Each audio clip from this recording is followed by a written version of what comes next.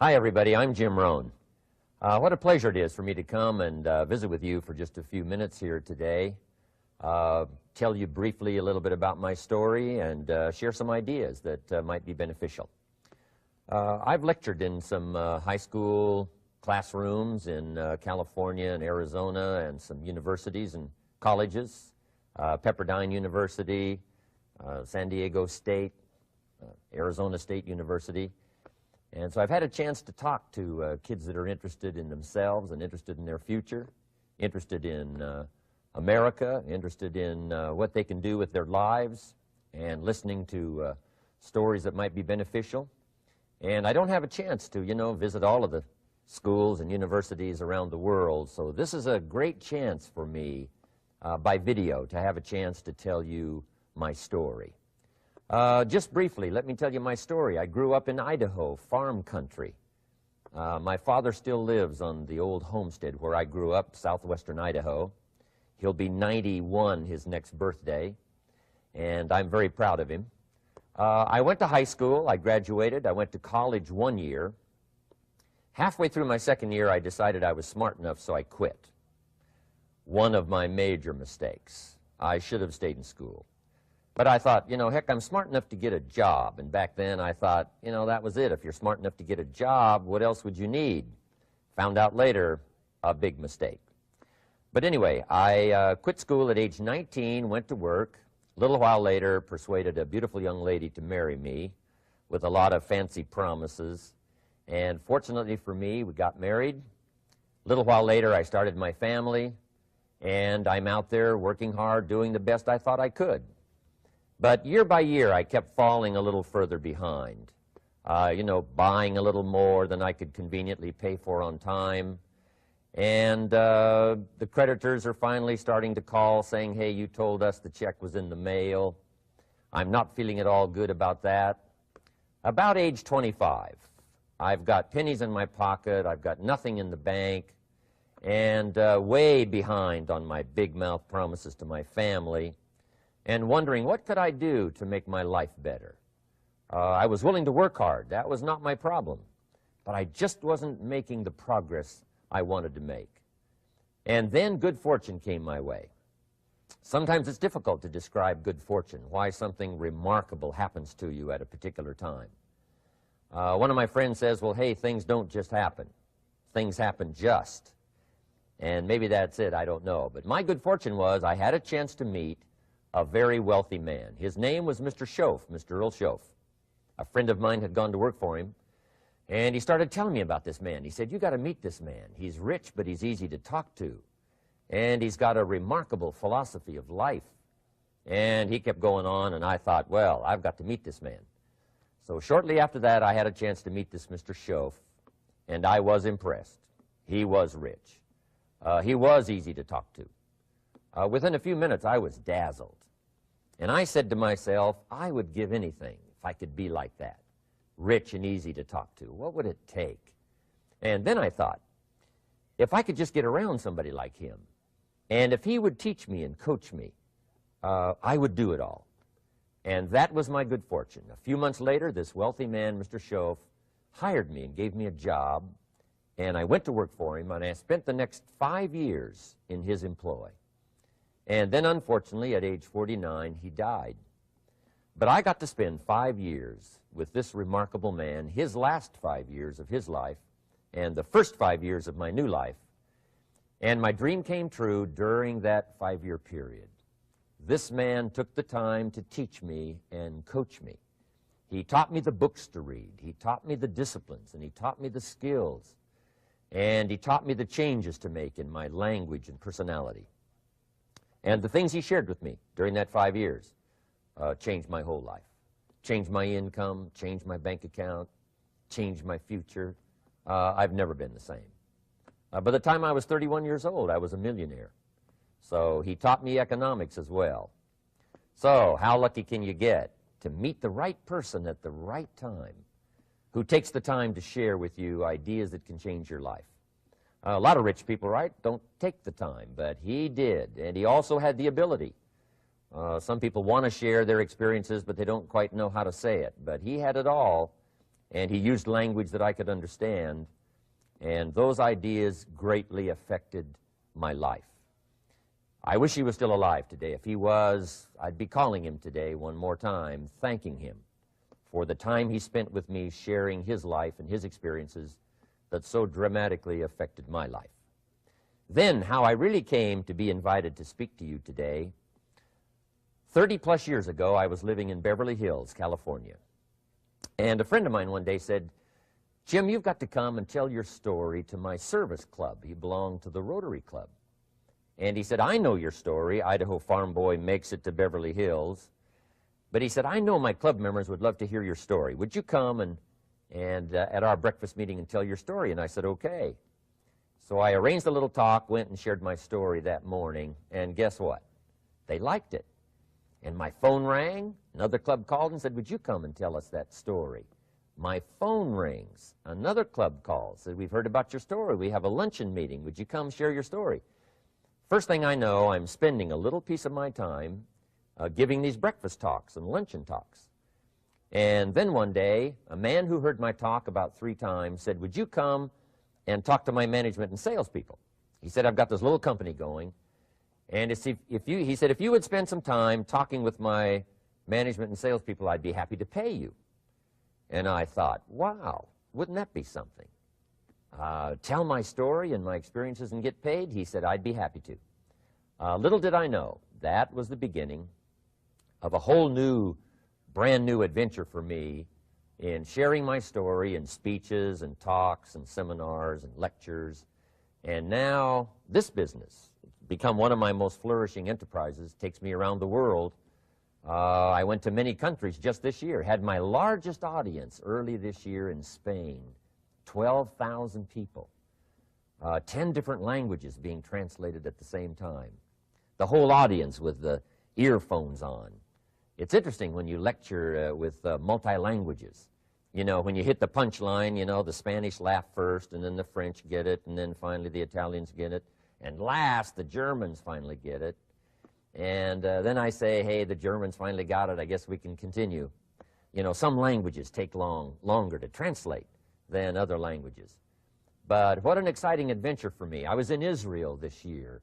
I lectured in France, my first trip to Prague, Czechoslovakia, Lisbon, Portugal. Last year I was in London lecturing. Happened to be there the same night Pavarotti was singing in London. So, big dilemma for the people in London. Shall we go see Jim Rohn, or shall we go listen to Pavarotti? Well, I must admit he had more people than I did, like 150,000 more.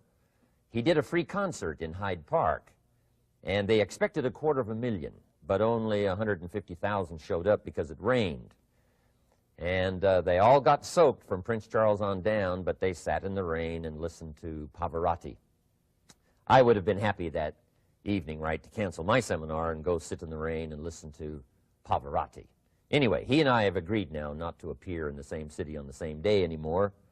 Not really, but how exciting for me to be able to travel all around the world and share my story. And then especially to have this chance today to come and visit with you. And when I get a chance to speak at a high school class or a university class, I'm always excited about it. I'm limited in time, so I wanted to use this way to come and share my story with you and some ideas that might be helpful in your career for the future, in your now busy life as a student, and then wherever you find yourself in the years to come. Some of the things I'm going to share with you, I want you to remember for a long, long time, because the ideas I want to translate for you drastically affected my life. And if I can share now and affect your life, and you write me a letter or tell me in person someday, "Mr. Rohn, I listened to your video and I watched it carefully, and sure enough, some of the ideas that you shared greatly affected me, and here's what's happened to my bank account, here's what happened to me in school, here's what's happening to my future," that'll give me great, great satisfaction. So the man who shared with me ideas that changed my life, I want to share with you 3 of those basic subjects. When I met him, I was 25 years old, and when I first got acquainted with him, I used a lot of excuses as to why I wasn't doing well. And he said, well, tell me a little bit about your story. And I told him, you know, I was behind on my bills, had pennies in my pocket and nothing in the bank, that I was embarrassed about being behind on my big mouth promises to my family. And then he gave me one little simple phrase that really forever changed my life. And here's what he said: Mr. Rohn, if you want the future to change for you, you've got to change. And he said, if you don't change, the next 6 years of your life is going to be just like the last 6. You'll still be behind on your bills. You'll still be behind on your promises. But then he gave it to me in the form of a promise. When I was 25 years old, I've remembered it all these years, and I've shared this promise now with probably over 3 million people in the last 30-plus years. And it's going to be valid for you, so listen carefully to this promise. My teacher said to me, young man, if you will change, everything will change for you. If you will get better, everything will get better for you. What a clear message that was for me. He said, if you'll change your philosophy, if you'll change your habits, if you'll refine your thinking, if you'll change and accept some new disciplines, if you'll turn the corner where you've been in the past, go for a new life for the future, he said, all kinds of remarkable things will happen for you if you will change. Before I met Mr. Schoaf, I used to cross my fingers and say, I sure hope things will change. I was hoping the government would change and the tax structure would change and that my boss would change and pay me more money. I was hoping that, you know, economics would change and prices would come down, and I was hoping that circumstances would get better. And then I discovered from my teacher that those things are going to continue the same. In fact, all of those things that happen to us is kind of like the wind that blows. And the wind blows on us all. In fact, in America especially, the last 6,500 years of recorded history, we've got probably the most favorable wind that's ever blown. Economics and circumstances, living in a free country, democracy and freedom, an excellent economy. Sure, we struggle at times, but compared to the rest of the world in the last 6,500 years, we've got the best wind ever. But if you just let the wind blow, I'm telling you, it won't take you where you want to go. All of us must use this wind to take us to the dreams we've got, to the equities we want, to the money we want, to the income we want, and to all the things we want our life to have. This is where we want to go, and we've got a good wind, but we must not leave our future just to the wind, just to the economy, just to the structure of the way things are happening today. Here's what we must learn to do, and that is set a good sail. And if you'll learn to set a good sail, and that's what my teacher taught me in those early days. He said, Mr. Rohn, the wind is going to blow however it's going to blow. Politics are going to be politics, and the economy is going to be the economy. And however it turns out, that's the way it's going to be. What you must learn to do is not to wish for a better wind. That's naive. The key is to wish for the wisdom and the skills and the learning so that you can set a better sail. And so that's what I did at age 25. I went to work not on the economy. I went to work not on the community. I didn't go to work to try to change the government. I didn't go to work to try to change my boss or the company. I didn't go to work to try to change circumstances. I went to work to try to change myself. And I picked up that promise my teacher shared with me, that if I would change, my income would change. If I would change, my bank account would change. If I would change, my future would change. And sure enough, his promise came true for me. The first 6 years of my economic life, I wound up broke. Those pennies in my pocket, nothing in the bank, behind on my promises. The second 6 years of my economic life, I wound up rich. But interestingly enough, the second 6 years of my economic life, the government was about the same and the economy was about the same. You know, the companies were about the same. What they paid was the same. Circumstances around me were the same. You know, my negative relatives were the same. But I was not the same. That's how my life changed. And that's how things started working for me, changing my life all those years ago. So that's what I wanted to share with you to begin with, this beginning of what Mr. Schoaf shared with me, that if I wanted my life to change, this was what I was going to have to do. And so he broke it down into 3 subjects that really made an impact on my life, and I want to share those with you. The first subject he called personal development. And the second subject he called setting goals. And the third was how to become financially independent. And I'd like to give you just a few clues from those three major subjects that so dramatically affected my life. And let's get started. The first one is personal development. Now, in illustrating personal development, Mr. Schoaf, my teacher, started with money. You know, money's not the only place to start in talking personal development, but it's where he started, so let me share the thoughts he shared with me back then. Let me share them with you.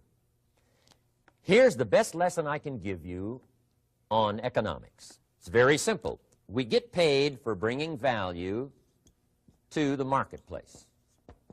That's about as simple as I can put economics. We get paid for bringing value to the marketplace. Now, it takes time to bring value to the marketplace. However, we do not get paid for time, so we cross that out. Mistakenly, the man says, I'm making about $20 for an hour. Not true. If that was true, you could just stay home, right, and have him send your money. So that's not true. We don't get paid for time. We get paid for value brought to the marketplace. Now, since that's true, here's one of the key questions of my talk to you today. Is it possible to become twice as valuable to the marketplace and make twice as much money in the same time? Is that possible? The answer is yes. Could you become 3 times as valuable as you might be right now to the marketplace and make 3 times as much money in the same time? And the answer is yes. 5 times, 10 times? Of course. America is unique. It's a ladder to climb. It starts down here, let's say, at $5 an hour, and it keeps going up. Top income last year, $80 million. The guy who runs Coca-Cola. Now, that's a heck of a ladder. That's why everybody wants to come here, right? The boat people are not headed for Vietnam. People haven't plotted and schemed for 50 years saying if I could just get to Poland, everything would be okay. Not true. Everybody wants to come to America. And the reason is because we've got the best wind ever blowing in our favor. We've got the best economic opportunity anybody's had in 6,500 years. And all you have to do is understand it and take advantage of it. Now, there's some key questions to ask here. Why would the marketplace pay someone only $5 an hour? Very simple answer. They're not very valuable to the marketplace. Now, we must underline to the marketplace. This person might be a very valuable brother, yes. Member of the family, valuable, yes. Valuable member of the church, of course. Valuable citizen of the country, yes. Valuable in the sight of God, no doubt. We're all of equal value in the sight of God. But if you're not very valuable to the marketplace, you don't get much money. You say, well, it shouldn't be that way. Well, then you got to start your own country. You know, this one's been in process for 200 years, and this is the best we've been able to come up with so far. But here's the key. You don't have to stay here. Now, there was a big debate in Congress last year that this $5 was not enough, should be 6, should be 6, should be 6. But we don't need legislation. 6 is already on this ladder. The next step up. You know, if you work for McDonald's, they'll pay you $5 an hour to take out the trash. If you whistle while you take out the trash, they'll pay you $6 an hour. So we don't need that legislation. You just need to take lessons on how to whistle. Have a good attitude. Now, as you begin to climb this ladder, why would the marketplace pay some people $50 an hour? Answer, evidently, they must be more valuable to the marketplace. 10 times more valuable. And is that possible for someone to be 10 times more valuable and earn $50 an hour instead of 5? And the answer is yes. That's what America is all about. Now, why would the marketplace pay some people $500 an hour? Evidently, this person must be much more valuable to the marketplace. That's what's important to understand, to the marketplace. And would the marketplace pay one person $80 million for 1 year's work? And the answer is, of course. If you helped a company make $1 billion, would they pay you $80 million? I'm telling you, it is possible. And that's why America is so exciting. That's why this financial ladder is so exciting. It's possible for all of this to come true for all of you, no matter where you start. As a student in school, just getting started out there in the workplace, this is all possible for you. Now, Mr. Schoaf gave me the clue on how to climb this ladder as high as I wanted to climb. Now, we're talking primarily economics here. There's a lot of other ways to become valuable to your family, valuable to your friends, valuable to the community, valuable to the team, right? Valuable to the team effort, valuable to the concert. But here's what he said to me. In climbing this ladder economically, all you have to do is work harder on yourself than you do on your job. Once I heard that, it made sense to me. I kept hoping that everything else would change around me, found out that if I went to work on myself, worked on my skills, worked on my language, if I became better than I was each year, if I grew in skills and language and vocabulary and competence, then I would become attractive to the marketplace. Not very long ago, a company called me and said, Mr. Rohn, we're expanding internationally. We'd like to have a bit of your expertise to help us. Would you give us a bit of your time? We'll add some millions to your fortune. And I said, okay. And I thought later, isn't that interesting they would call me? Then my second thought was, of course they'd call me. Who else would they call? I can get the job done. Now, what a contrast for me, farm boy from Idaho, raised in obscurity, parents of modest means, broke when I was 25. How come I would get a telephone call and someone offer me a lot of money to help them in expanding around the world? Simple answer, evidently. Something happened to me between age 25 and where I am today. And I can tell you where it all started. From my teacher, Mr. Schoaf, who said to me, we don't have to change what's going on out there. That's the wind that's blowing. All we have to do is change what's going on in here. And now there's several ways to do that on personal development. And let me give you those ways. Here's the first one. We must learn from personal experience. Pretty simple. Learn from what happens to you. Take a look back over the last few months. Did you make some mistakes? How could you correct those for the future? Take a look back over the last year. Have you done it right or done it wrong? Let's correct it for the next year. Learn from your personal experience. Mr. Schoaf asked me when I first met him, he said, Mr. Rohn, how are you doing? You've been out there now 6 years. And I said, I'm not doing very well. He said, I suggest you not do that anymore. What a simple, swift analysis to my situation. He said, if you keep doing it, the next 6 years will be like the last 6. You don't want that to happen. Let's make the changes. So learn from your personal experience. Now, here's number 2, why I came to share this video experience with you today. And that, I call it OPE, other people's experiences. That's me, other people. That's your teacher, other people. That's your friends and colleagues, other people. The people you meet that can pass along to you their experiences, what's happened to them, the mistakes they made, how they corrected them, how they changed their health and changed their bank account and changed their income and changed their future. That's it, other people.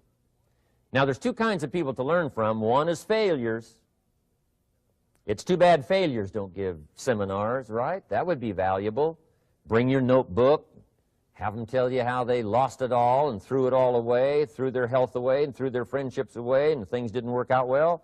That would be valuable. But now then we must also learn from positive, people that have done well. They've got the health, and so we ask them, how did you become so healthy? They've got the skills, so we ask them, how did you become this skillful? They've got the income, so we ask them, how did you get here in such a short period of time? So now here's what's important in personal development. In learning from other people, we learn, number 1, by observation. We learn what we see. We watch people that are successful in what they do. In sports, we watch their disciplines. In business, we watch their disciplines. by observation, what we can see. The reason I created this video is something that you could see someone's experiences translated for you. Second, we learn by what we hear. I've got some of my lectures on cassette tapes, so you know you can take them with you wherever you go and learn by listening. Turn your car into a mobile classroom and listen. And then listen to the sermon on Sunday morning. Listen to the lectures. Listen to the teacher. Listen to someone who's got something good to say. And then number 3 is vitally important on personal development, and that is read all the books you can possibly read in your lifetime. Mr. Schoaf got me started on my library. I've got one of the better libraries. Haven't read everything in it, but I feel smarter just walking in it, my library. At least I was smart enough to buy it. Now I got to be smart enough to read it. And then, of course, I got to be smart enough to decide what's valuable and then do it. But this one is very important. Become a good reader. Some books that helped change my life. Mr. Schoaf recommended, of course, the Bible. And my parents made sure I was a pretty good scholar by the time I was 18. That's been so beneficial for me, drawing from those illustrations, reading about those stories, people who made it and people who didn't make it, and what the difference was. And then other books that helped to really change my life. One called Think and Grow Rich by Napoleon Hill. And then a book that helped me become financially independent by the time I was 31. And that book is called The Richest Man in Babylon by George Clason. And I'm going to share a little bit of that book with you when I get to financial independence today, our third subject. But I started reading the books, attending the classes, making sure that I got in front of people that had something good to say. And then I started keeping a journal. One of the major things my teacher taught me was to keep a journal. He said, don't trust your memory. If you hear something good, just make a little note and write it down. Now, at first I took, notes on pieces of paper and torn off corners and backs of old envelopes. And it didn't serve me well, thrown in a drawer. Then I learned to keep a journal, a bound copy of all my notes. So I would suggest you do the same. Things that impress you, a poem that impresses you. When you attend a class, some of the ideas that impressed you, jot them down. You read something in a magazine, right? Some ideas. Take those out, put them in your journal. Keep a good journal the rest of your life. This will serve you well. My journals make up a significant portion of my own library. And if you saw my library and saw my journals, I tell you what you'd have to say. This is the library, and these are the journals of a very serious student. No wonder Mr. Rohn is invited to lecture and speak on his experiences around the world. So I want the same thing to happen to you. Value captured that you can resort to later, go back over it and review it, and let it become valuable to you. So that's my first subject, personal development. Work harder on yourself than you do on your job. Develop the skills. Learn the lessons. Take the classes. Absorb all that is being taught to you these days. And then later on, of course, you can sort it out, what's valuable to you and how to refine it for your business and for your life and for your future. But the main thing is to get it and start this process of personal change, personal development. And let me say it one more time. If you will change, everything will change for you. You'll never be the same. You'll keep growing. As you look back on a few months, look back on a few years, you won't believe the progress you can make. Economically, your relationship with your family, your friends, and whether you're in sports or economics or whatever, I'm telling you, that whole process of committing yourself for personal change, personal value, can really make your life unique and worthwhile. Now let's cover the second subject, on setting goals. Mr. Schoaf gave me some tips on setting goals that changed my life forever. And I want to share those with you.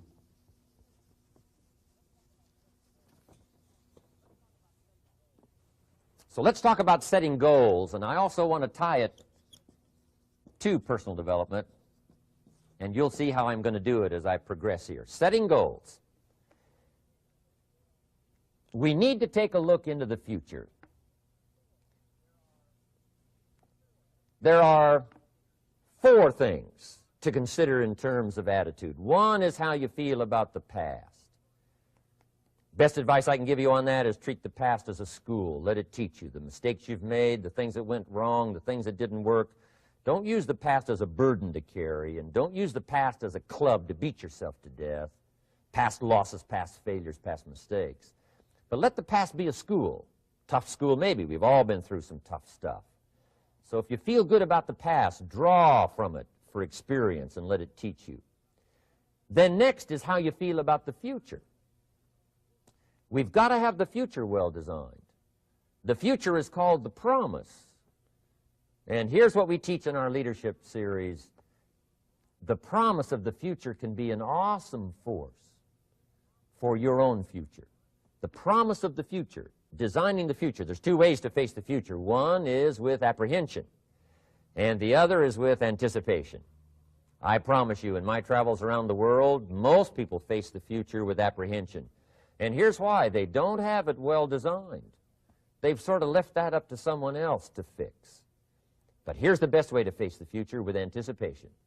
And you can face the future with anticipation if the future is clear, if the future is well designed.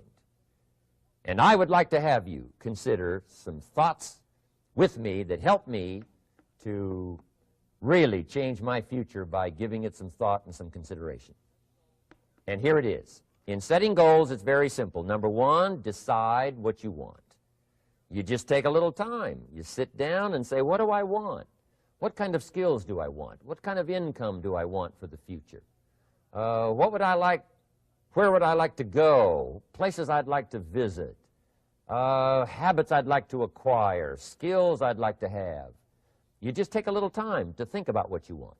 Economics, friendships, people you'd like to meet, places you'd like to go.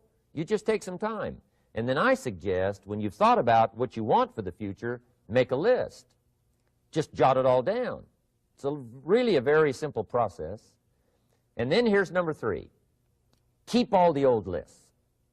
I'm telling you, this served me so well, keeping my old list of goals. I look back now 10, 20 years ago at goals I set, lists I made, and I smile now because here's what I thought was so important, 20 years ago. Now some of those things aren't even on my list. I've got a new list. I've grown. I've changed. I've matured. But I give you that advice. Decide what you want. Number two, write it down. Number three, keep the old lists. And then here's number four. When you get something that's on one of these lists, check it off. Part of the fun of having a list is checking it off. And then if you can add some drama to checking it off, see, that's what really helps. I set a goal to go to Spain many, many years ago. And when I finally made my first trip to Spain, I had that journal with me that had that list in it. And while I had my journal on my lap, waiting for the wheels to touch down in Madrid, I waited until the wheels touched the runway, and I checked it off, just adding a little drama. So part of the fun of having a list is checking it off. Now, here's what's important about the lists and designing your future. If the future gets clear, the price gets easier. Because you got to remember, for every promise, there's a price to pay. Everybody's got to pay the price. Everybody's got to do the deal. Everybody's got to do the disciplines. Everybody has to pay. But here's what I've discovered. If the promise is clear and powerful, the price is easy to pay. The price is some classes. The price is a few books. The price is a few disciplines. The price is finding something that'll make your life better, make you grow, make you change, make you develop. So the first part of the key is to design the promise. Then, what is the price to pay? I'm telling you, the price will be easy. Anybody in my audience can pay it, no matter where you are, where you come from. Color doesn't matter, religion doesn't matter, where you grew up doesn't matter, circumstances don't matter. I'm telling you, if you'll make the promise of the future clear for yourself, the things you want, the places you want to go, the things you want to have, the person you want to become, the skills you want, the homes you want, the future you want, the friends you want, all of the values of life that you could possibly want. If you'll make that clear, make those lists, and be serious about it, I promise you it's an easy price to pay. Anybody can pay it. And the best advice I can give you is, if I can do it, you can do it. Farm boy from Idaho, raised in obscurity, I changed my life, turned it upside down, turned it all around, found economics, found future, found promise, and if I can do it, you can do it. So, start setting your goals. and see if you can't get a better excitement going for the things you want to accomplish for the future. Now here's my third subject, and that's called financial independence. Oh, by the way, before I get to financial independence, let me cover one more point. One of the major reasons for setting goals is for what they make of you in achieving them. My teacher advised me when I first got started at age 25, he said, "Jim, why don't you set a goal to become a millionaire?" He said, "It's got a nice ring to it. You know, enough zeros to impress your accountant." And he said, "I'm here to help you. You're only 25 years old. You've been to 1 year of college. You've got a beautiful family, every reason to do it. Why don't you set a goal to become a millionaire?" And he said, "Here's why." And I thought, he doesn't need to teach me why. Wouldn't it be nice to have $1 million? He said, "No, then you'll miss it." He said, "Here's why. For what it will make of you to achieve it." I'm telling you, that statement changed my life. Set the kind of goals that will make something of you to achieve them. He said, "Now, once you become a millionaire, what's important is not the money." I thought, that's kind of strange teaching. He said, "Honest, it isn't important." He said, "You could just give the money away." Now, I did better than that. I lost it all. By the time I was 31, I was a millionaire. By the time I was 33, I was broke. And I'll tell you a little bit about that story later. But when I lost all my money, guess what? I found out Mr. Schoaf was right. What was valuable was not the money. What was valuable was what I became to earn the money. The skills I had, the knowledge I had about the marketplace, the values that I had going for me. They were more valuable than the money. And here's an important statement to remember. It's not what you get that makes you valuable. It's what you become. So part of the key here is to set the kind of goals that will make something of you. Don't set them too low so that you don't have to grow and you don't have to read and you don't have to try and you don't have to stretch. Don't set them too low. And then don't sell out. Don't go for something that's going to cost you your virtue or cost you your values or sell out your principles. There's a good middle road here to follow. Goals that will inspire, goals that will help you grow, change, develop, and become better than you are. Okay. Now let's talk about financial independence.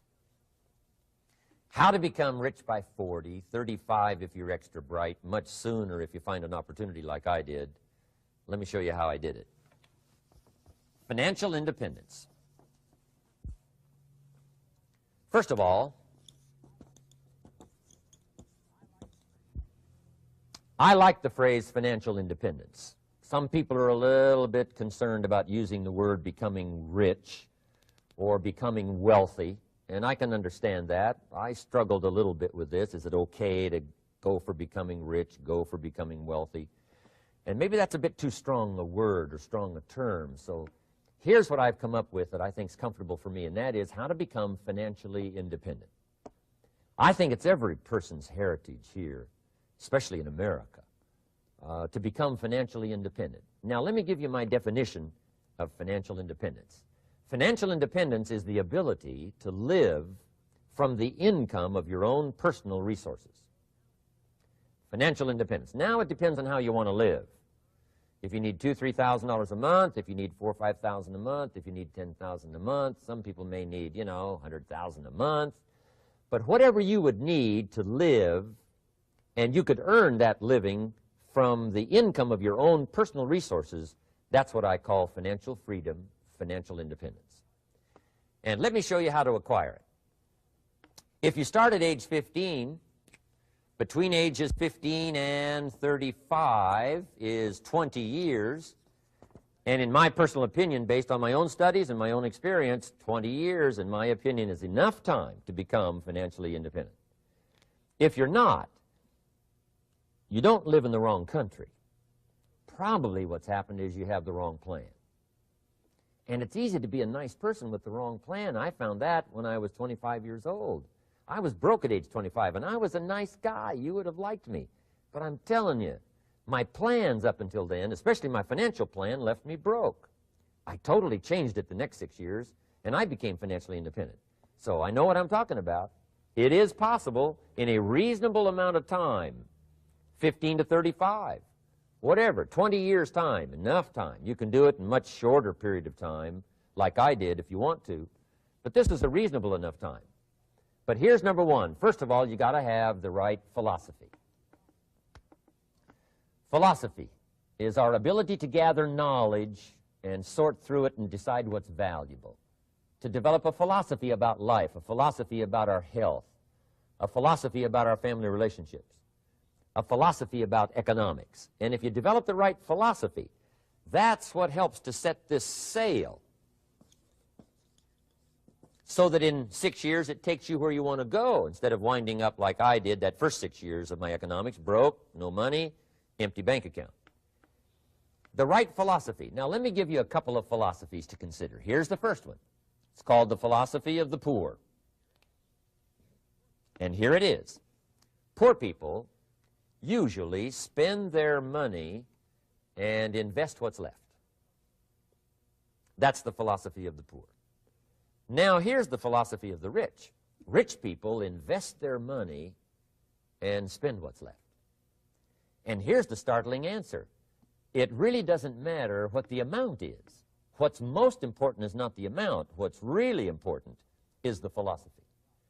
So I would ask you to adopt this philosophy of spending after you have invested. Invest first, then spend. And I've got a little formula that I'm going to share with you. Now, what should a child do with a dollar? I mean, there's a lot of debate going on, I'm sure, across the country on what a child should do with a dollar. Here's one opinion. It's only a child and it's only a dollar. What difference does it make? Well, in my opinion, it makes all the difference in the world. A person's economic future starts with a child with a dollar. Somebody says, oh, no, you're only young once. Let him spend it all. Well, when would you hope that would stop? Somebody says, well, wait till he's 50 and broke like me, and, and then he'll learn. Well, no, we don't want to wait that long. If I would have known earlier than age 25, I would have changed. In high school, if they would have had classes called Wealth 1, Wealth 2, I'd have taken both classes. I would not have waited until age 25. So, the earlier the better. So, what should a child do with a dollar? Here's the simple premise to begin with. Don't spend it all. And if a child wants to spend the whole dollar, you got to say, hey, don't spend it all. Don't spend it all. They'll say, why not? It's my dollar. I earned it. You say, I know you earned it, but don't spend it all.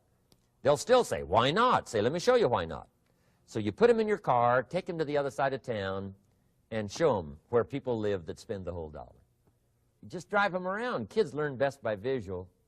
Just drive around and say, would you like to live here? Kid says, no. Would you like to live like these people live? Kid says, no, no. Then you can't spend the whole dollar. So, kids will get the message. So, take them to the other side of town, show them around, unless you already live there, and then just show them around. Anyway, don't spend the whole dollar. Now, let me give you my best view of what to do with the dollar. And I promise you, if you started at age 15, now if you're over 15, right, you've still got plenty of time. You still got 20 years. If you're 30, you've still got 20 years. I mean, you still got plenty of time to start what I'm about to share with you. What to do with a dollar. Here's my first bit of advice. Never spend more than 70 cents. Never spend more than 70 cents. Now, you got to pick some number, and the number you pick is going to be determined by your philosophy. It's going to be determined by what you've been taught or your experience teaching yourself. When I first met my teacher, Mr. Schoaf, I was at about 110% of each dollar. I'm down at budget finance, hawking my furniture and my car one more time. And then I learned a whole better formula for financial independence. Number one, don't spend more than 70 cents. Now, kids say to me, well, okay, what do I do with the other 30 cents? And here's what I teach them. 10 cents for charity. Charity or church, or helping people that can't help themselves. 10 cents to support worthy projects, projects that you feel good about. 10 cents out of every dollar. It's called being generous with part of what you've taken out of society. Now, in my opinion, nothing teaches us character better than generosity. No class, no teacher, no book teaches character better than generosity. And the best time to start is when the amounts are small. And I know if kids learn these lessons well, they'll give a dime out of a dollar, help people that can't help themselves, support worthy projects. Or if you belong to a church, they teach tithe, piece of. That's very important. Now, because when the amounts get larger, sometimes it's a little more difficult. You know, giving 100,000 out of $1 million, someone says, oh, if I had $1 million, I'd give 100,000. I'm not sure. That's a lot of money. So the time to start is when the amounts are small, 10 cents out of the dollar. Okay, next 10 cents I call active capital. Active capital means do something to make a profit. Active capital. Set aside a portion of your income. Wages are okay, but I'm telling you, wages will make you a living. Profits will make you a fortune. So set aside part of your income as capital, called active capital. Any kind of project you can possibly think of, you can possibly come up with. I'm going to write a new book, I think, for kids. I think the title is going to be, Of Course, Kids Should Pay Taxes. It's kind of an interesting title. In California, kids do pay taxes. When a child walks into 7-Eleven, buys something that costs $1, the proprietor says, give me 7 more pennies. And the child says, hey, what's these 7 pennies for? And the proprietor says, that's the taxes. Kid says, well, hey, I'm only 8 years old. Proprietor says, congratulations, you're my youngest taxpayer. Give me the money. So in California, where I live, kids do pay taxes. Big question is, should they? And my book will answer that question. Of course, kids should pay taxes. Nothing is for free. If you want to ride your bicycle on the sidewalk instead of in the mud, you got to pay the 7 pennies. Nothing is free, so we all have to pay. So, 10 cents out of your living, out of the money you earn, set aside for capital. Capital to try your best to show a profit. And in my book, it's going to be all kinds of ways kids can make money, right? 2 bicycles, one to ride and one to rent. I mean, you know, it doesn't take long to figure out some enterprise that'll start making a profit. Then you must jot this down if you're taking notes. Profits are better than wages. 1, you can't usually start wages until you're about 16, 15, 16, but you can make a profit long before you're eligible to start earning wages. And then there's no limit to profits, and they can double and triple and quadruple. You know, there's no limit. It's incredible how fast profits can grow. So profits are better than wages. Wages make you a living. Profits make you a fortune. Now, the third 10 cents is vitally important. I call it passive capital. Capital you let somebody else use. A financial institution, stocks and bonds, mutual funds, whatever. Let someone else use it. You furnish the money. They use it to make a profit, but they pay you for the use of it, called interest.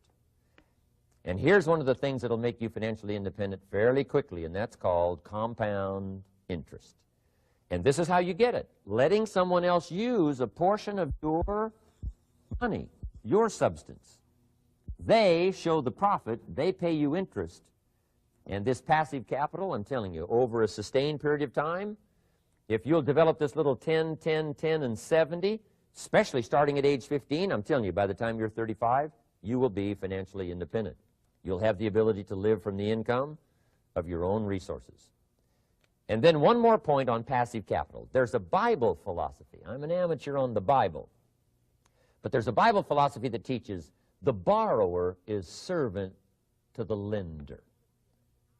And if you want to be in a powerful position as you grow older, finally when you become mature, maybe have your own business, things have worked out for you for the future, the position you always want to be in is the power position, and that's called the lender. The lender is the power position. So if kids learn early enough, and then you ask them what they'd like to be when they grow up, I'm telling you, once they understand, they'll say, well, one of the things I want to be is one of those lenders. That's the power position, not the spender.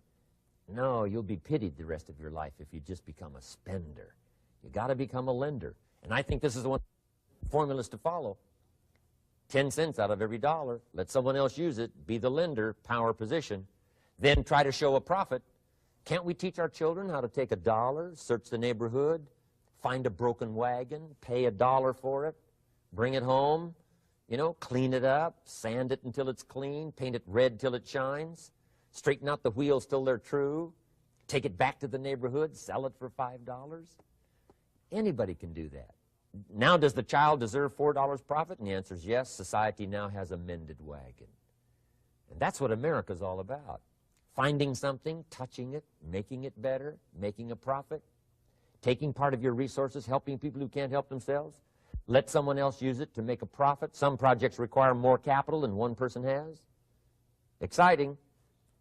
And then let them pay you for the use of it. America's had this philosophy now all these years. Communism has taught all these years capital belongs in the hands of the state, not in the hands of the people. We've been teaching all these years capital belongs in the hands of the people, not in the hands of the state. And we turned out to be right. Capital in the hands of the kids, capital in the hands of the people. Enterprises that make a profit, enterprises that grow. It's the hope of our future. So that little simple formula, I hope, will help you. Now, one more key on financial independence, and that is attitude. Attitude. Here's number one. I used to say, I hate to pay my bills. My teacher straightened me out on that. He said, let's see, Mr. Rohn, what you hate to do is pay $100 on an account and reduce your liabilities and increase your assets. I said, well, no, not if you look at it that way. He said, well, it all depends on how you look at it. So wouldn't you love to pay your bills, reduce your liabilities, increase your assets? You got to have that kind of attitude.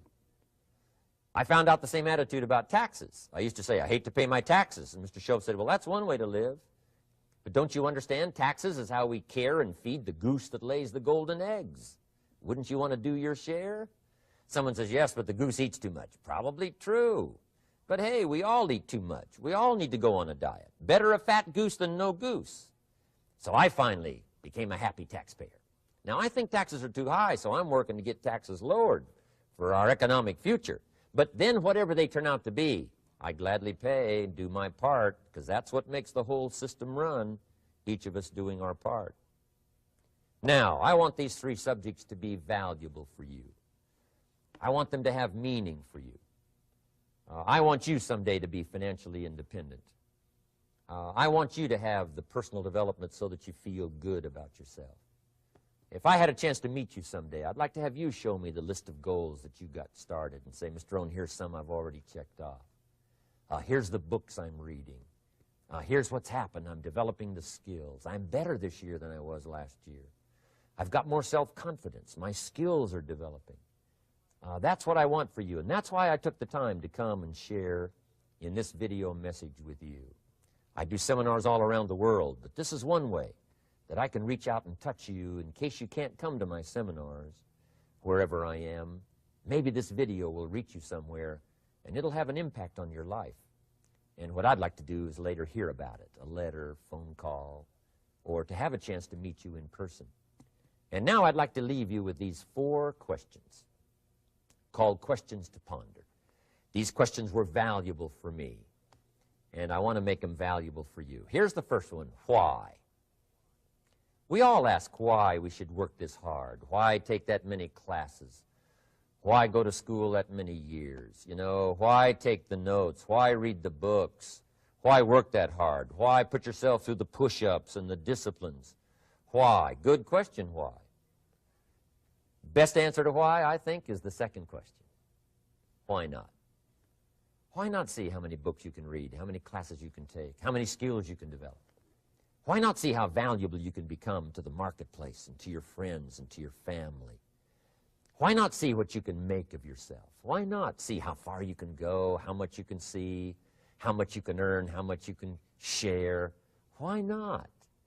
That's the heritage all of us have, in America especially, is to see what we can make out of our lives now that we've been given this extraordinary opportunity. Now, my third question I'd love to ask you in person. But since I can't do it in person, I want to ask it of all of you. But I want you to take it personally. And my third question is, why not you? Why not you with good self-esteem? Why not you starting to change and setting goals? Why not you starting to make progress toward financial independence? If I can do it, you can do it. I wished I had a lot more testimonials here today besides mine. a whole steady stream that would come by and tell you their story. Someone who started with nothing, finally run a big enterprise. A mother who was on welfare, now she owns her own business. In addition to my story, I wish I had a lot more.